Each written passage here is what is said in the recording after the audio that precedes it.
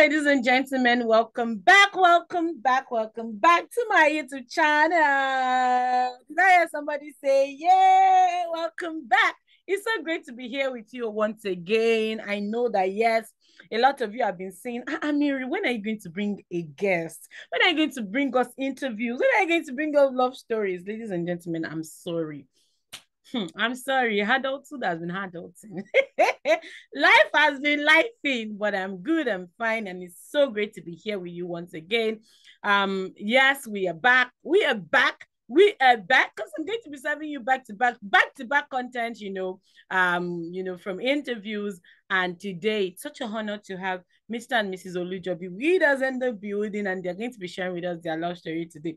Ladies and gentlemen, see, relax, enjoy, sit back, go and grab your cup of what? Zobo, or your cup of what? Coffee, or your cup of what? Water. Go and grab something to chew and to drink, because we're about to go on a ride. If you're single and you are hearing me, you can meet your husband anywhere. You can meet your wife anywhere. Don't say I did not tell you. Because this story is going to blow your mind. You get what I'm saying? You know what I'm talking about? It's really such an honor to have them with us, and I'm so happy, I'm so grateful, and I'm so humbled and honored to have them here. Yeah, Mr. and Mrs. Olujobi, how are you doing? Good evening. Good. Hi, good evening. Mr. Jasper is always smiling. Hey, Jesus. Hey, Jesus. Thank you so much for coming. I'm so grateful. I'm honored. I'm thankful. Thank you. So I already, introduced you before I brought you on, and you know how we do it. So basically, what I am trying to do, with this part of my channel, is to let people know that God still leads his children. You definitely can still seek the face of God. Happy marriages still exist, kingdom marriages still exist, Christian marriages still exist, and that you can meet your husband or your wife anywhere. Hey, anywhere, in capital letters. There was a time I interviewed Debbie. There was a time we had a session together, and she just mentioned that my husband and I met on so platform. I said it's a lie. I said it's a lie. Tell me about it. How can you just meet on a platform like this, and it's been years down the line? I just want to sit back and listen to your story. So first, I just want you to say hello, introduce yourself, and then we get into the conversation. This is how, see, whenever I bring couples on my channel, this is how they used to do. When we ask them questions, the husband is going to look at the wife. Do you want to talk first? The wife is going to look at the other. Do you want to talk first? We are learning. Okay. So if I'm introducing myself, what exactly am I? Just tell us who you are. We know you are the CEO of Faders Wears. We know. By the way, I know where my Faders Wear dressed today. Don't worry, I'm going to show everybody. Okay. So my name is Deborah Olujobi. I'm the CEO and creative director of Faders Wears. Faders Wears is a brand. Married to you. That's also part of the introduction. I love it. I have a daughter. Her name is Anneli. An NGO for teenage girls. So we advocate for their career and self-development. Amazing. And I'm also a business model Canva expert. So if you're looking to remodel your business, or you're looking to create a structure for your business, for a structure that helps to bring profit, how to make income for your business, to put in the right structure and using the right model. Yeah. Thank you so much. Thank you. By the way, Debbie is not just a CEO for Malto. Our brand is award-winning brand. Do you understand? Don't think it is not the back of the house CEO. My friend is an award-winning. Let me emphasize that so that they will know. Mr. Jasper, over to you. Yeah, so my name is Emmanuel. I have a 9 to 5 with a fintech, but I also run the Jasper SME Hub. Jasper SME Hub is a startup edtech company that trains, empowers SMEs across Nigeria. I'm married to this beautiful damsel, Deborah, and we have a daughter together. I'm also an author, right? I like to mention that. Yeah. A little about me. Thank you so much. Thank you so much, Mr. Emmanuel. It's really such an honor to have you, and I'm thankful to you. Thank you for making our time. I know you both are busy people, and so I'm grateful to you. Thank you. So I will just be fast, so that yes, you can quickly, go back and attend to family and all that.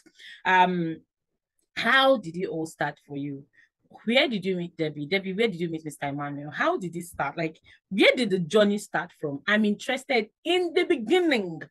Take us to the genesis. How did it start? Okay, so let's share those stories. Let me share those side of the story. Okay.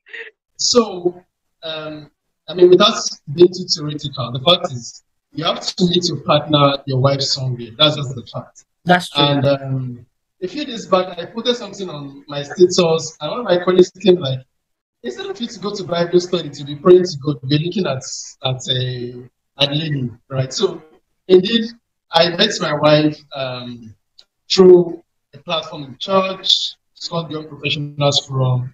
And I've always known her from a distance. Growing up, since we grew up in the same large area, right? But I got to know her closely from the forum, right, as a friend. But I got to know her more intimately as a friend when I volunteered for an event. So, like she runs an NGO for teenage girls. And in 2016, she wanted to host a maiden edition of an event. And I volunteered, right? Okay, so I need to do this for you. Volunteer. I need to help you get some speakers. I helped her look through our proposals. And that was my first personal interaction with you, right? So the right to say is history. Thank you, sir. Thank you. Volunteer. Even we should be noting the keywords. Volunteer. YPF.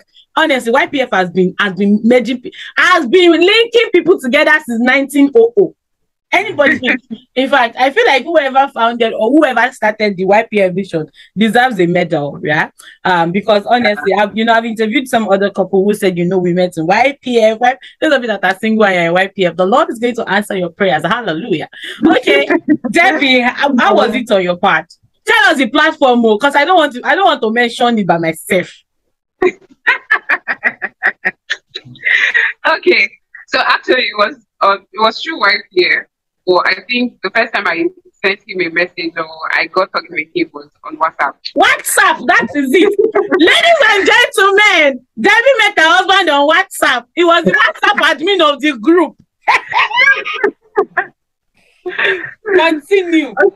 Okay, so I think it was majorly after a program. I just finished I just publicated, right? And I was in and out of my NYSC. So I just came quickly for a program that they had at Ecoregion. So it was more about professional things like how to prepare your CV, how to plan your CV, even if you're still in school, how to, make your CV ready so that when you're out, you're not looking for how to, you're not having issues looking for a job and all of that. So, and we're told that, so I'm sure you're hearing Annalise voice. It's fine, okay. It's fine. So, we're told that it was a review or further assistance, right, that we should reach out to a number. So the number was my husband's number. Hallelujah. Hallelujah. Those of you that you'll be in groups and you'll be doing ghost members, you will not talk, you will not reach out to people. I hope you are learning. Continue. Okay.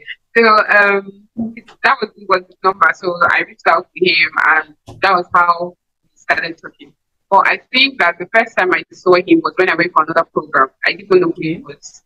I went for another program and that's when I got to see him like real for real. Face to face. And don't let me say like do that face to face. No, you will say it though. I'm interested. The next question I was going to ask you is, what was your first impression when you saw him? Because this is somebody you didn't know before, or you finally saw him face to face. Being that he had helped you before, what was your first impression of him? Okay, so the funny thing is that at that time I was not looking for husband. I was not looking for husband. I was focused on building myself because I knew that I had a lot to build and I had values to build. So I was at that time I was just looking to build myself and looking for friends that will help in that building, that will help to add value to me as that season of my life. So even when I saw him at first, even friendship was not even in mind. Do you understand? So that like that very first time I saw him, like very first time. So do you want me to say what I said? Say what you said. Be proud of yourself, Adebi. It was only an impression in my mind. Say it now. Tell us. So you want me to cast my husband? Mr. Emmanuel, do you have any reservations? Should she say it?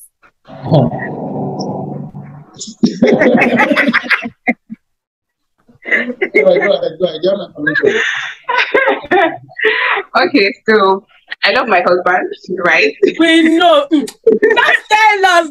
You don't have to give us this ramble. Okay, I love my husband, and this was just an impression, but I definitely do not have that kind of impression right now, right?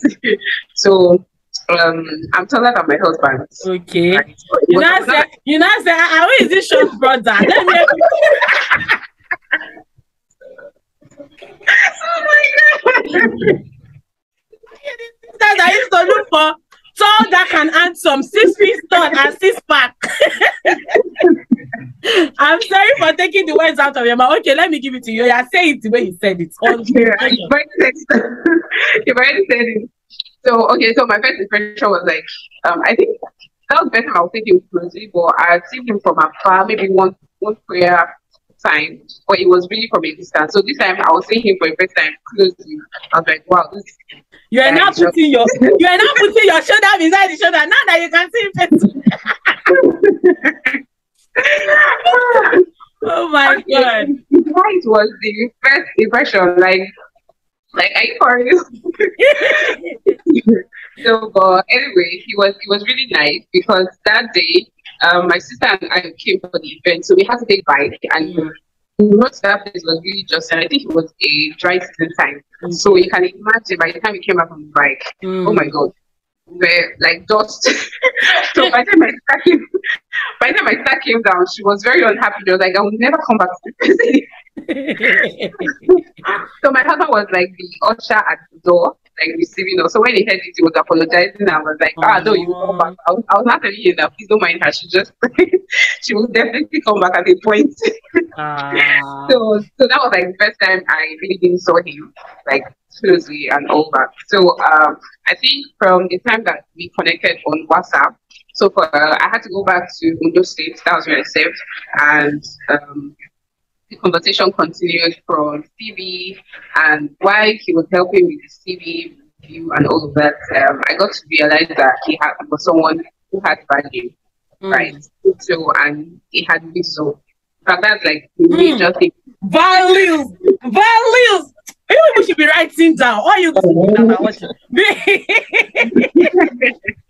So I think that was like the major thing that attracted me to my husband. Wisdom. Like you just give him just little insight or just an idea, or just give him small things, like say just a few things to him, and then he kind of just blows it out in a good way. Like he helps you to see it, and you're like, you mean like you can have this better wisdom like this?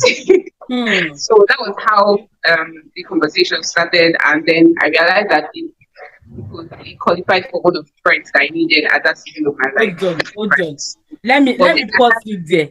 Let me pause you. You have gotten to the part of you saw that it qualifies to be the kind of friend you need at that season of your life. I'm following this story, and I want my people to be following back to back.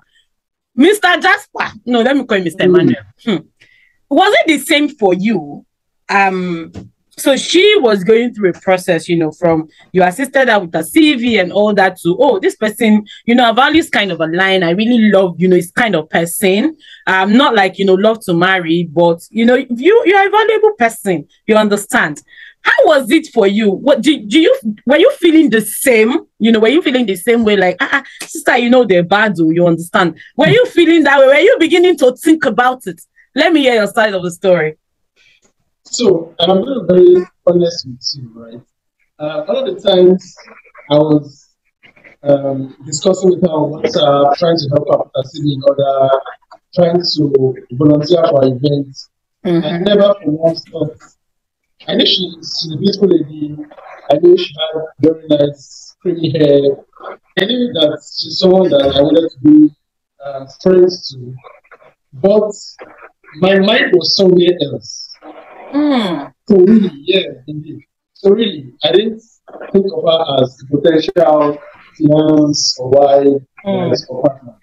Right. So all of the initial period, my question directly. The first few years, I had her as a good friend. I was happy to be friends with her, but I was not thinking in the direction of marriage. Let me give you one interesting thing that happened. I'm interested. After I volunteered for events, right?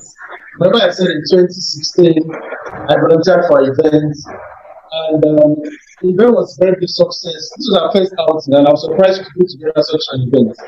So she invited me over for post-event analysis, right?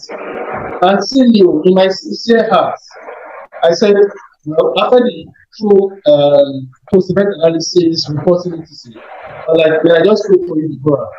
May you find a husband that will support your vision, because the way you are going, you need a man that would be able to sustain your vision, like the destiny God has put in your hands.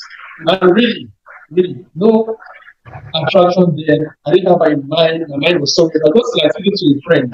Like, God, please beg this lady with a man that was support that vision.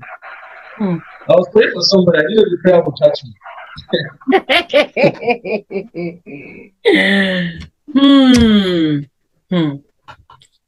Okay. So you just saw her and then you made that prayer, you didn't even know who you were praying for anyways.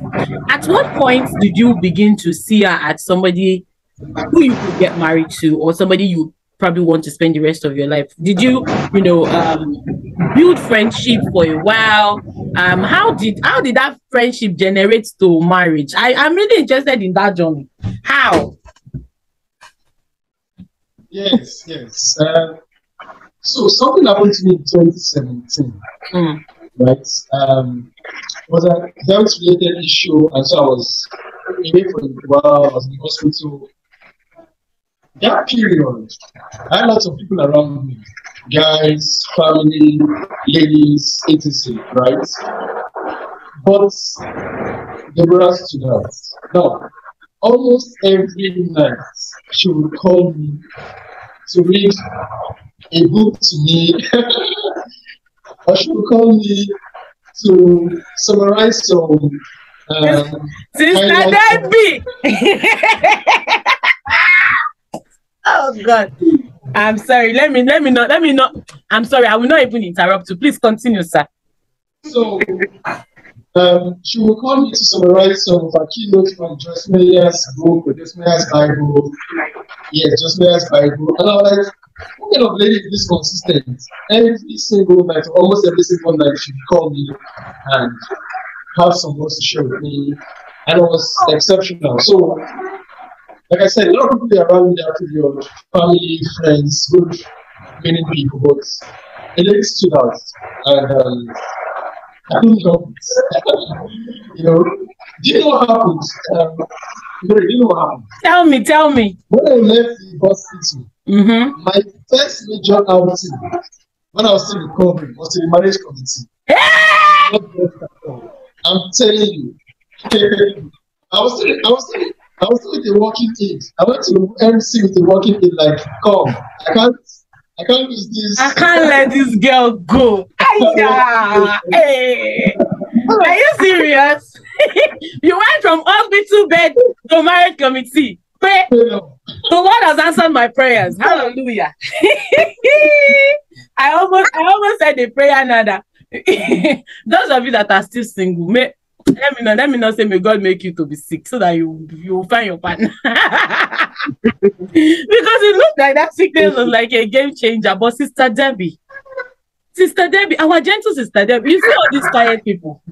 All these quiet people that used to do as if they don't used to talk, fear them. So you have been calling brother every night. What was your aim? What was your plan? You no, I don't understand. Like, follow up now. She was follow up. Ah! Debbie, talk to me. Okay, so funny enough. Hi, Anneli, how are you? Anneli, you shall want to enter this video. You come and say your own. Calm down now. You come and say your own. Look at me. Hello. So funny enough. So it didn't take long for me to give him an answer when he went to the MC and came to propose to me, right? So my parents wanted me to like take enough time. For me, I didn't knew before. How did you know? How did you know? As I've been calling every night. Why would you know? Why would you know? Somebody have been calling every night to be doing summary of devotion. Funny enough, at that period of my life, right, I had somebody else in mind. Wow, are you serious? Wow. I'm serious.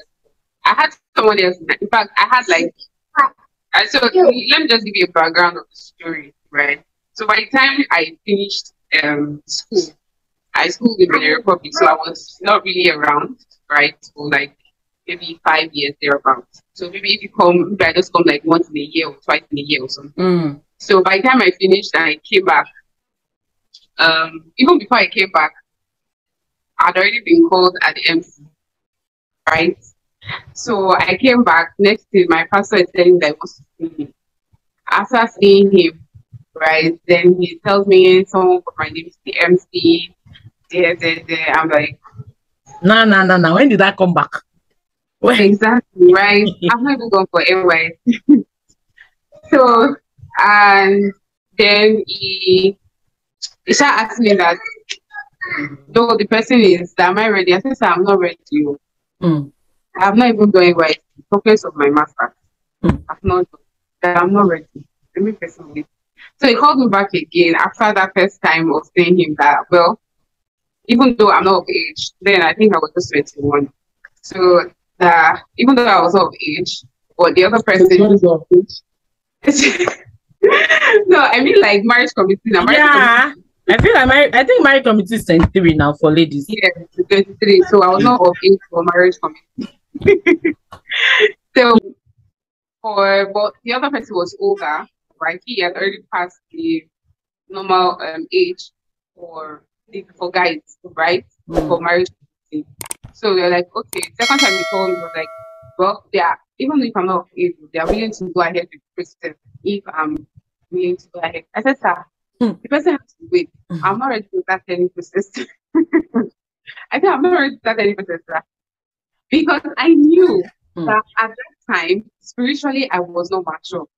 I was not mature in some other areas of my life. So I knew that if I pushed myself or because of people gone into that, it was just wahala for me. So, and I hate being in the state where I'm confused. I hate being in that state where I'm confused, So I just told my pastor, I told my pastor that, no, sir, I'm not ready to begin any process. That person should wait. So I just felt like this person is for me. Waiting on it. So even the one at Benin Republic, at Benin Republic, I was still 20 when I was called. So when I told them my age, they're like, okay, just tell the person that is not of age. Tell the person that she's not of age. That but when after my communication, I came back. I had a reason to go back. So I think maybe to collect my transcript or my certificate. So I actually had a reason to go back. So by the time I was going back, and that period, like I said, that period, it was not like we're now too many for me at that time. So I'm like, I just told God, I'm not ready to be in a state where I'm praying, is this the person, it's not the person, is it A, is it B, is it C? Please, just give me the name of the person I want to get married to. So that I know that no stress. Just give me the name and let me move on. I know. So once this person comes, like I'll just ask, what is your name? If you know much. What if I'm not giving my middle name?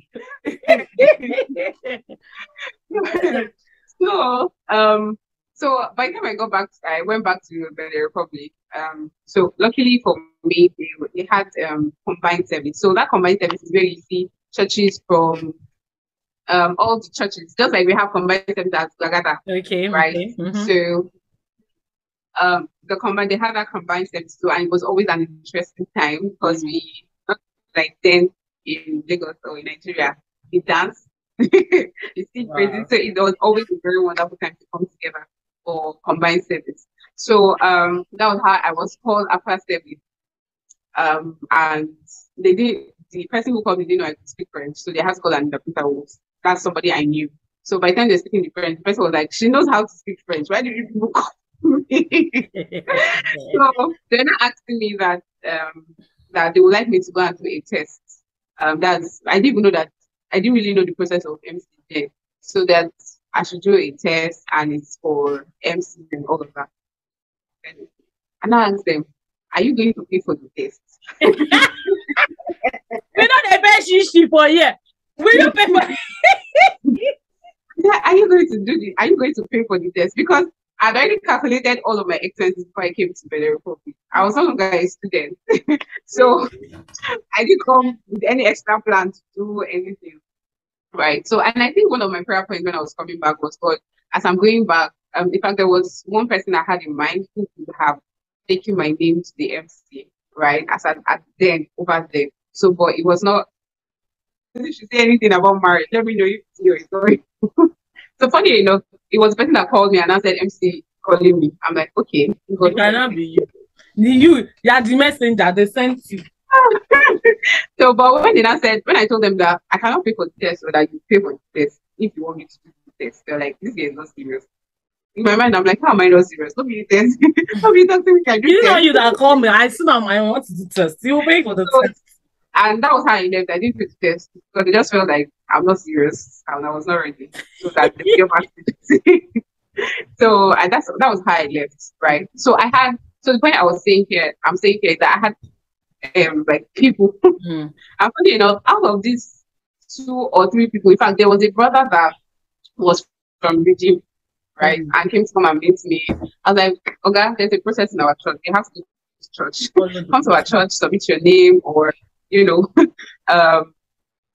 tell them that you are being led to me. So, and when I had a meeting, I saw the guy in church. I'm like, okay, this guy is serious.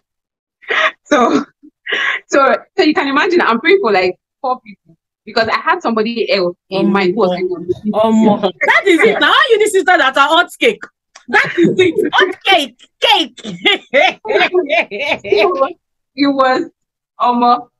So that's the point. It was not even in view. My husband right now was not even in view. So my calling him at that time was, but funny enough, by the time he had that accident, those names were beginning to follow. I got information, one in Benin Republic got married. I was like, well, out of the list. We have a list. One is married, strike 1 out. Number 2.